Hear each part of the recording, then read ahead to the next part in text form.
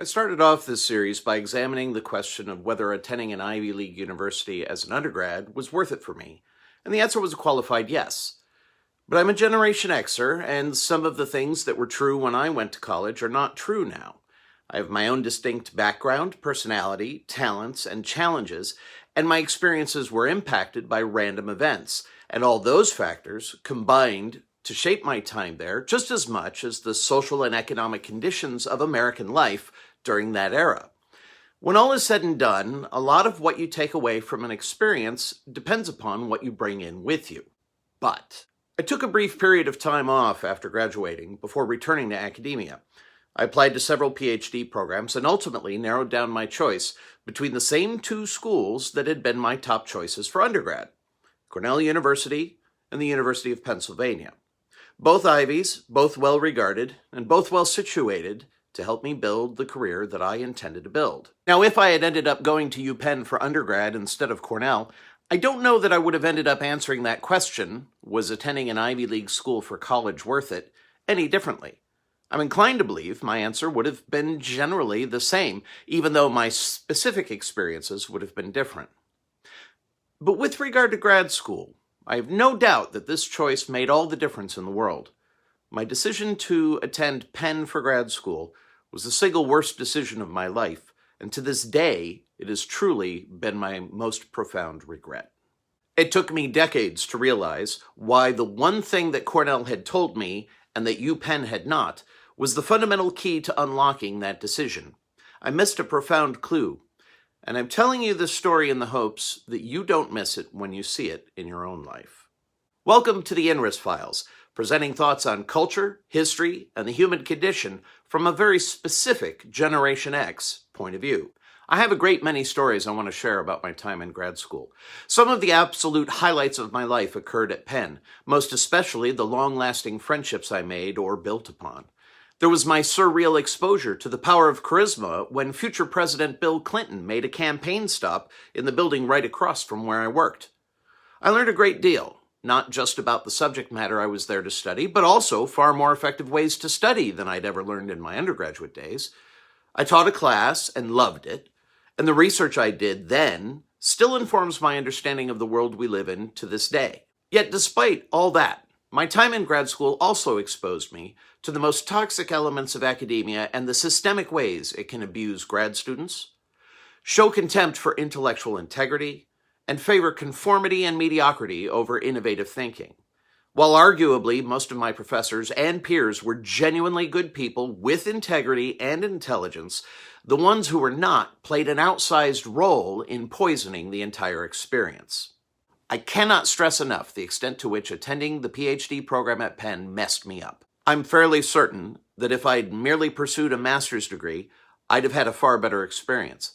I think it's possible that there were one or two other disciplines at Penn that if I'd pursued those instead, I would have done fine in those PhD programs.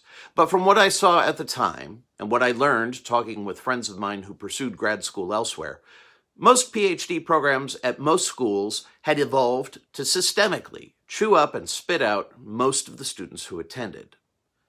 Such broad generalizations deserve far greater evidence and justification than I have time to offer today in this short video.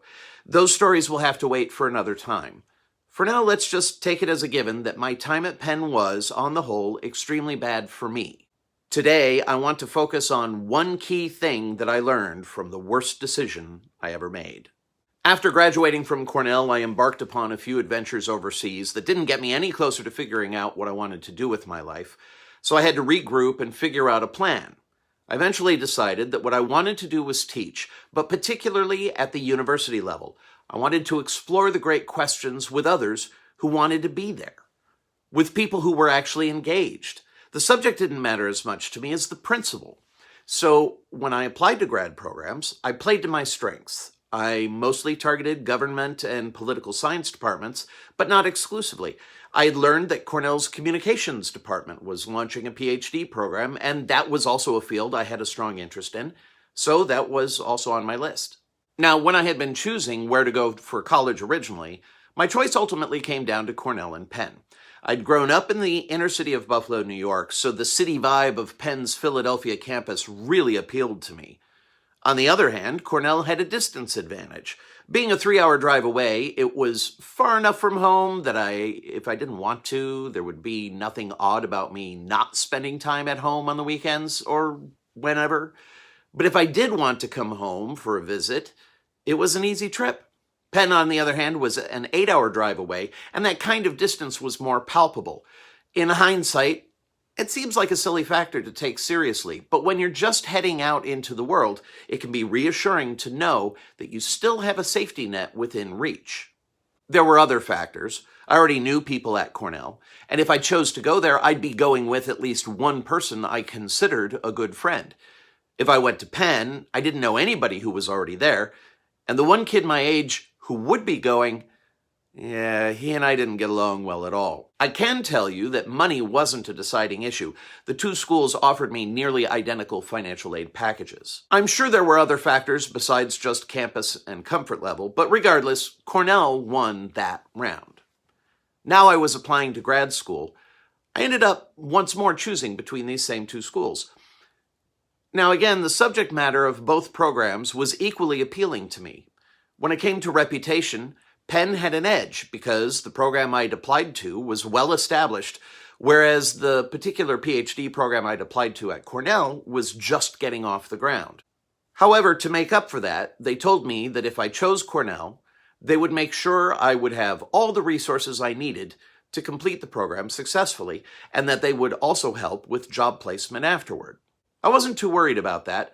I'd always managed to do okay when it came to school, and although this was all with a mind toward the goal of teaching at a good university, I wasn't overly concerned at that point about the job hunt. After all, I figured a PhD from an Ivy would be a decent starting point regardless. But there was also the problem that when looking for a job in academia, at least at the time, conventional wisdom held that schools tend to prefer people who have their graduate degrees from a different institution from their undergraduate degree. The idea was that they didn't want people who had spent their entire academic life in one ecosystem. The generally accepted principle was that it was better to have people exposed to different schools of thought, literally. Now that I'd been out of my parents' home for a few years, and having lived on my own overseas, I was less concerned about safety nets or the geographic location of my school. And with the appeal of once more living in a bustling city added to the mix, I chose Penn. As I said earlier, there really was a lot to like about my time at Penn. I had a few truly amazing professors. I had one of those beloved professors who had firm convictions, and because he gave out so very few A's, people were daunted by the prospect of doing well in his class.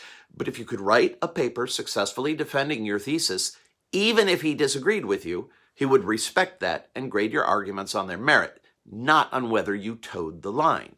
He challenged me to work harder, to be more intellectually robust, and to recognize and understand the logic and foundation of counterarguments. I was one of the students who earned that highly coveted A in his class the semester I took it, even though I was one of the only ones whose main paper defended a position that he clearly disagreed with.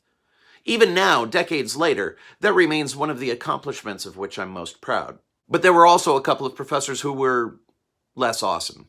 And one in particular, it became clear, had targeted me and was in a position that made it very easy to cut my funding and thereby make it very difficult for me to finish the program, which she did. As all of this was playing out, one of my peers made a devastating observation. He pointed out that every fall, this program admitted roughly 25 students into the PhD program, and yet, every spring, they only actually awarded 1 or 2 PhDs every year. If a program averages admitting 25 students per year, but only confers degrees upon 1 or 2 students each year, that means that on average, 23 students were washing out.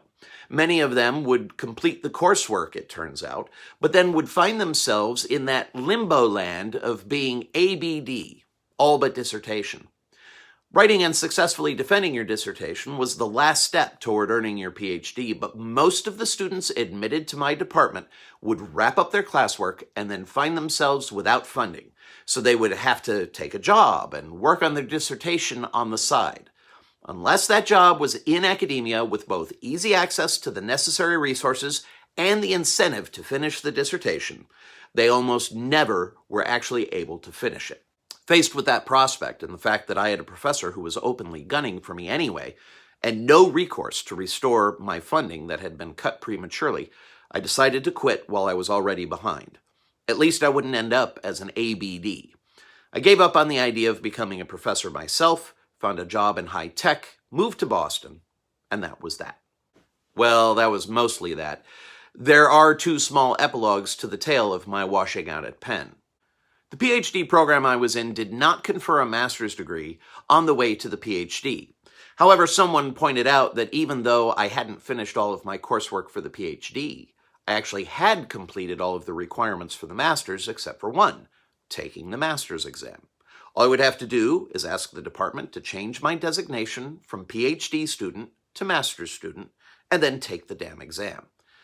I have a story to tell about that experience too, but yeah, even though every fiber of my being resisted it, I took a few days off from work in Boston to return to Philadelphia and take that exam. I passed, and thereby earned my master's degree. I skipped the ceremony, I was still so angry at the time. It took the university 3 tries at getting my name right, and roughly a year and a half after my official graduation date to finally send me that stupid piece of paper. I have no idea where it is right now, but I will say I managed to refrain from setting it on fire, which was my overwhelming first reaction to finally seeing it with my actual name on it instead of the next person alphabetically who had been also awarded the master's that year, or that my name was spelled correctly for a change. That's the first epilogue. The second is this.